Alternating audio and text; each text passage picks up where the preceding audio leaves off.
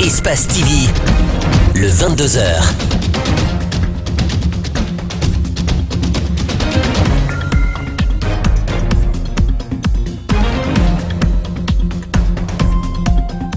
Mesdames et messieurs, bonsoir. C'est un plaisir de vous retrouver au compte de cette grande édition d'information. Au sommaire, la Guinée, à l'instar des autres pays du monde, a célébré la Journée mondiale du droit humanitaire ce 17 août. Cette année, les défenseurs des droits de l'homme invitent les États à lutter contre les abus. Des habitations sur des domaines réservés, l'État s'emploie à les ramener dans le patrimoine bâti public. Avant le déguerpissement, la Direction nationale de l'habitat poursuit par une campagne de sensibilisation. C'est au tour de Lambani ce jeudi. Et puis en Afrique, les funérailles des victimes continuent à Ouagadougou 3 jours après l'attentat survenu dans la capitale du Burkina Faso. Le drame a coûté la vie à 18 personnes. Bienvenue à tous et merci de vous informer sur Espace TV. Ce 17 août, l'humanité a célébré la Journée mondiale du droit humanitaire. C'est une occasion pour les défenseurs des droits de l'homme de monter au créneau et interpeller les différents États au respect du genre humain, à bannir certains abus sur les populations et à rendre justice. Gibril Ba et Ibrahima Sorisien-Souma. Le droit international humanitaire, communément appelé le droit de la guerre, est l'ensemble des règles établies par la communauté internationale pour limiter les effets d'opérations de guerre sur des civils dans le but d'éviter des violations des droits de l'homme. La date du 17 août reste cependant une des rares journées de l'année qui n'est pas célébrée, regrette ce défenseur des droits de l'homme. Pourtant, elle devrait être mise à profit pour enseigner aux populations la portée de cette journée du droit international humanitaire. Les victimes qui se retrouvent dans ces situations-là, on doit bénéficier d'assistance. Tout le monde doit les assister. Même si vous, qui êtes en guerre avec moi, si mes soldats se trouvent blessés, si vous avez la possibilité, vous devez leur apporter les soins. Certes, la Guinée n'a pas connu de guerre, mais les violations des droits de l'homme suite aux manifestations politiques ont causé assez de préjudice dans la vie de nombreuses familles. Le président de l'UNIDH souhaite que justice soit faite sur ces différents crimes commis. Pour le cas des pays voisins, Mamadi Kaba ne passe pas sous silence. Et il faut que partout où nos armées, nos forces armées sont déployées, il faut que des activistes des droits de l'homme préparés pour la circonstance puissent les accompagner pour quand même voir un peu qu'est-ce qui marche, qu'est-ce qui ne marche pas, qu'est-ce qui est à améliorer en matière de prise en charge du droit humanitaire. Le président de l'UNIDH plaide également pour la vulgarisation dans le monde des textes liés à la connaissance du droit international humanitaire. Enfin, Bakary Fofana a officiellement passé la main ce jeudi à Salif Kébé.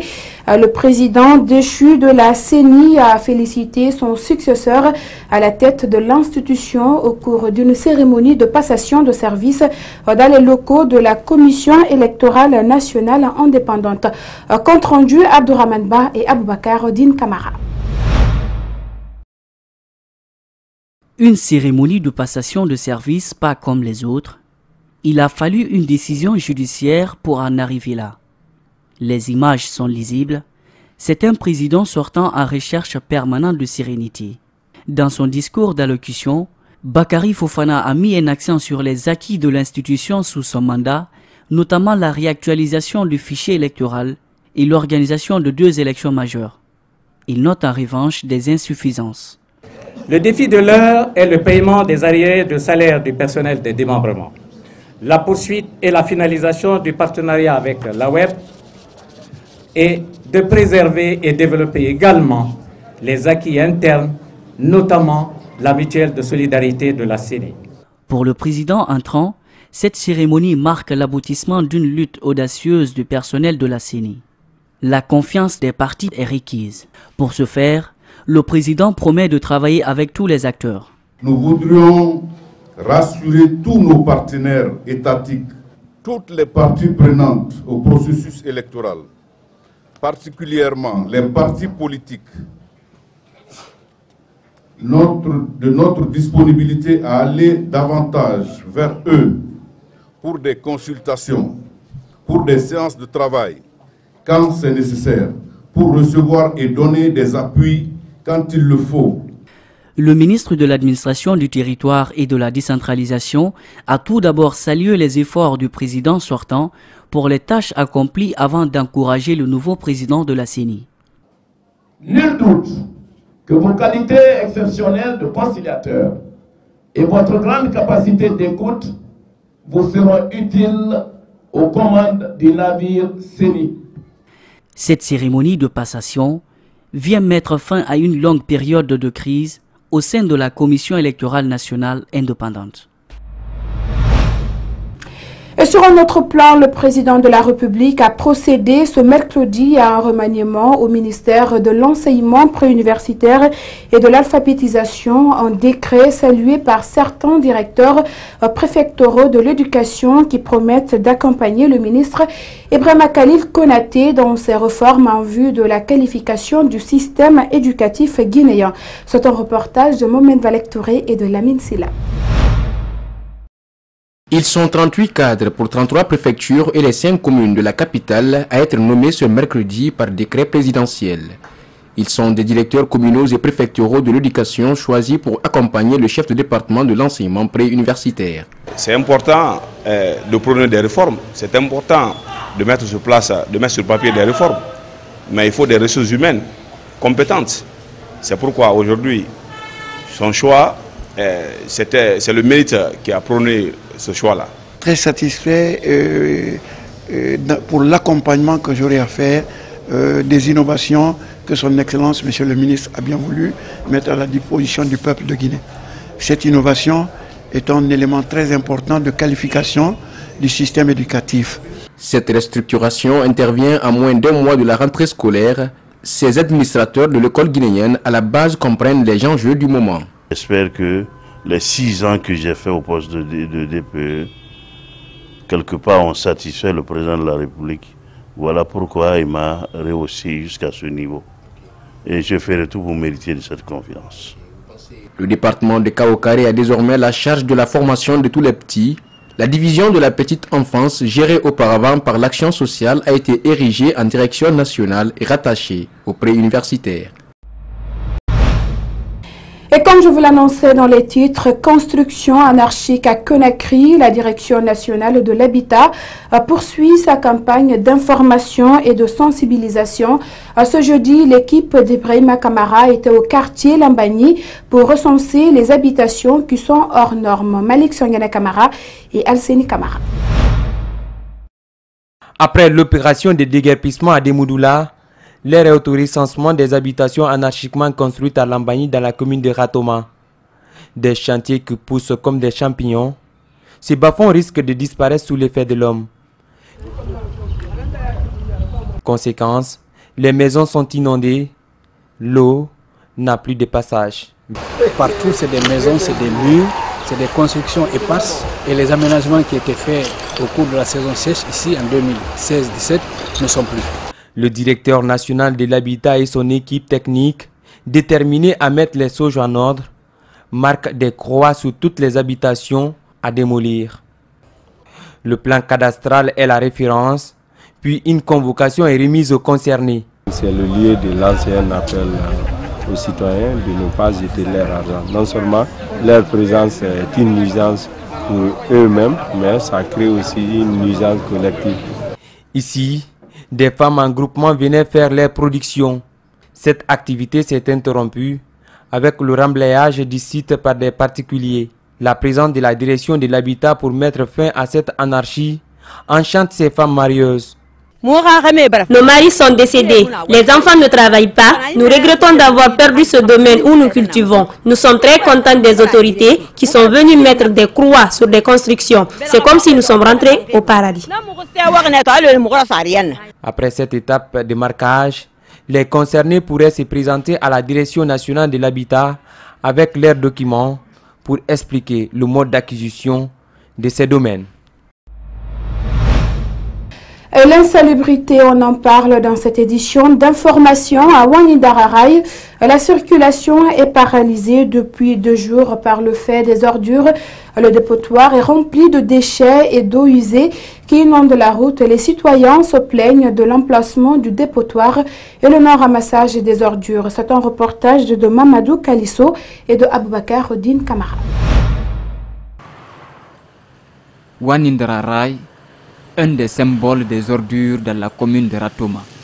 Ici, la circulation est paralysée depuis 2 jours. Le dépotoir ne désemplit pas. Au contraire, il gagne de l'ampleur tous les jours. Et rien n'empêche les citoyens d'y mettre leurs ordures. Conséquence, la route est envahie par des déchets et des eaux usées. Les ordures ont envahi la chaussée. Depuis hier, nous souffrons. Nous perdons beaucoup de temps ici. Nous ne savons plus quoi faire. Même les riverains souffrent à cause de l'odeur et de la boue.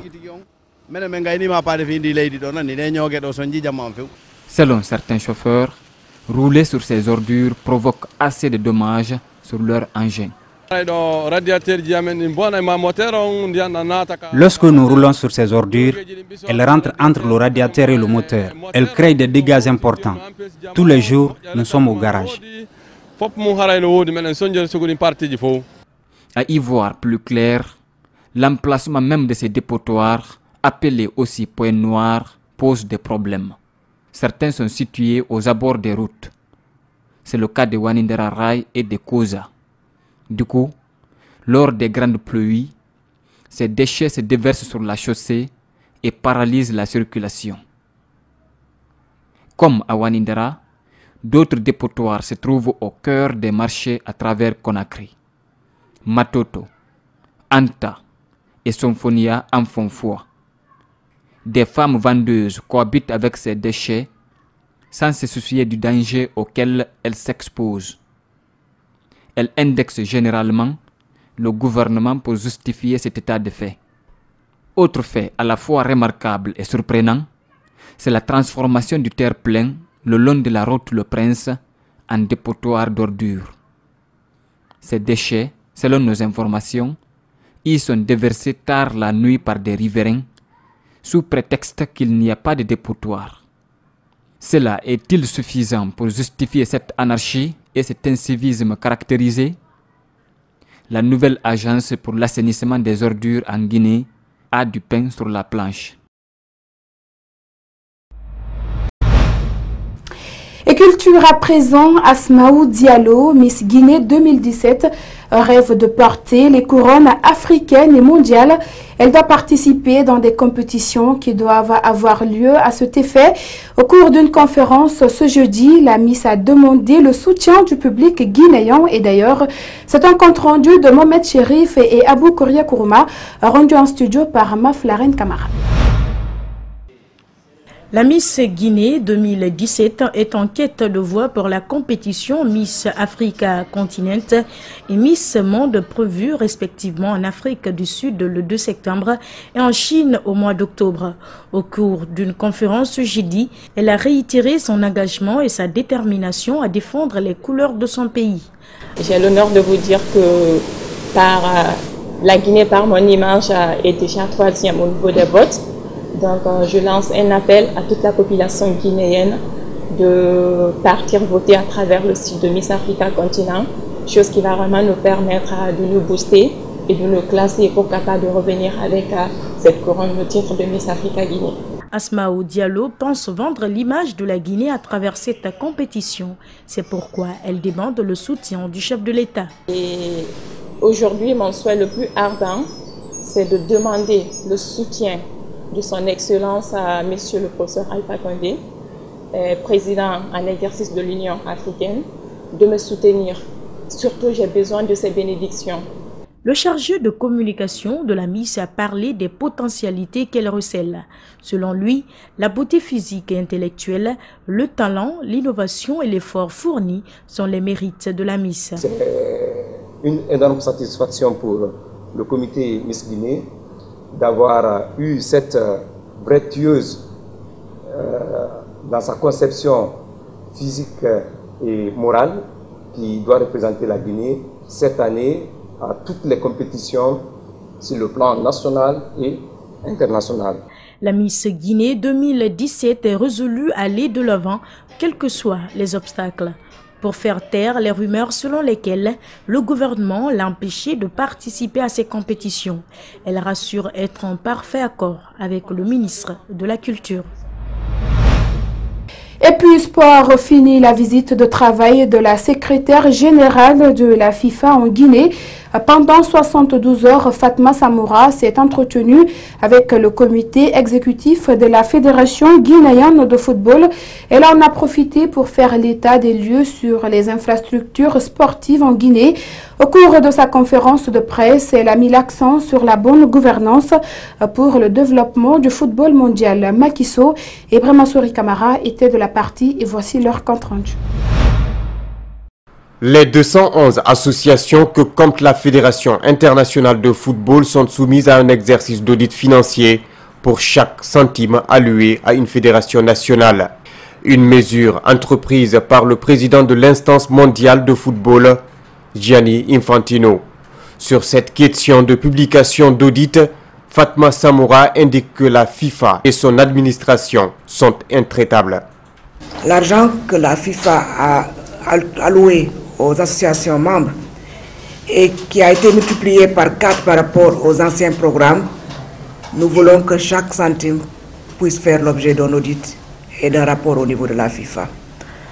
La FIFA a pris l'engagement d'être une organisation sportive transparente au plus haut sommet.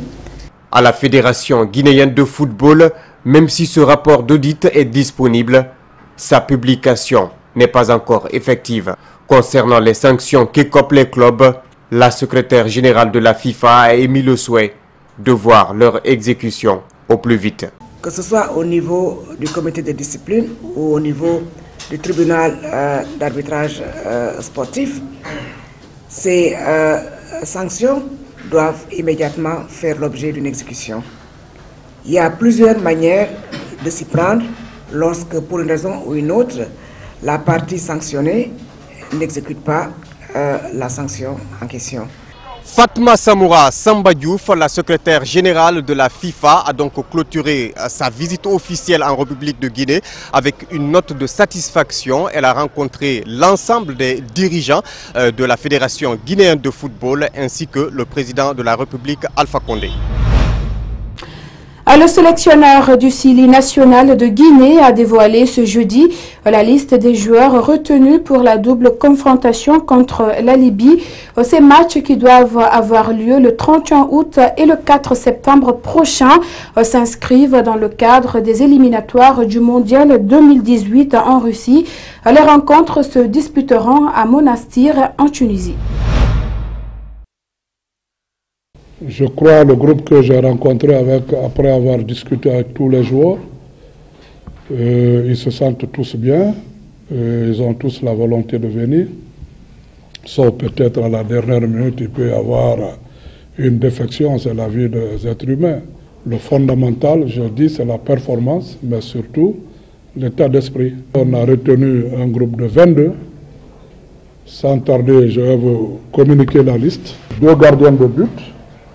Yatara Nabi Moussa, Kamara Boubacar, qui est en Espagne.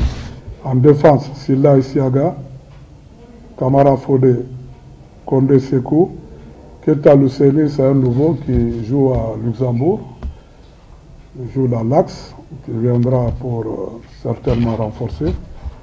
Vous avez Bangoura Alseni, toujours le latéral habituel. Conté Bramasouri, c'est ce jeune qui joue à Lorient, qui commence à faire de bonnes choses. Au niveau du milieu de terrain, Balde Ousmane, Keta Nabi Deko, Diallo Abdoulaye Sadio, Landel Guy Michel, Sanko Ibrahima Sori, Bangoura Alkali qui est en Tunisie, Fendino Simon, Traoré Ibrahima, le capitaine. Attaquant Kamano François, Souma Sedouba, Kamara Demba Boubacar, Doumbouya Lonsana, Lama Joël Kamara Sekomad, qui joue en équipe locale et qui est sociétaire du horaire. Voilà brièvement les 22. Et c'est cet élément qui met fin à cette édition d'information réalisée par toute l'équipe technique et rédactionnelle d'Espace TV. Merci à tous de l'avoir suivi et surtout merci de votre fidélité et bonsoir.